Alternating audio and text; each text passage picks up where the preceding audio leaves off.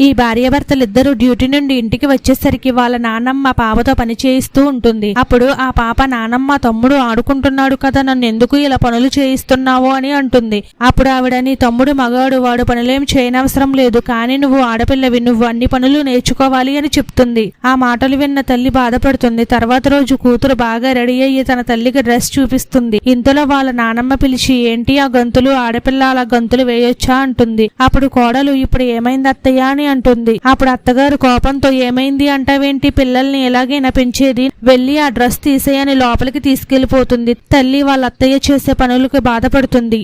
ఇంట్లో బంధువులు వస్తారు, పనులన్నీ తన మనవరాలతోనే చేయిస్తుంది. ఇంకా ఆ పాపకి చేసే ఓపిక లేక వాళ్ళ నానమ్మ మీద అరుస్తుంది. ఇంట్లో ప్రతి పని నాకే చెప్తావు, చిన్నపిల్లనని కూడా చూడవు, తమ్ముడిని ఒకలాగా నన్నొకలాగా చూస్తావు అని ఏడుస్తూ అక్కడ నుండి లోపలికి వెళ్ళిపోతుంది. అప్పుడు తన కొడుకు వచ్చి, అమ్మ తను ఇంకా చిన్నపిల్లే, తనకు అర్థం చేసుకునే వయసు లేదు, పిల్లలిద్దరిని సమానంగా చూడు అని చెప్తాడు. అప్పుడు ఆవిడ తను చేసిన తప్పు తెలుసుకుని బాధపడుతుంది. వీడియో నచ్చినట్లయితే లైక్ చేసి మన ఛానల్ ని సబ్స్క్రైబ్ చేసుకోండి.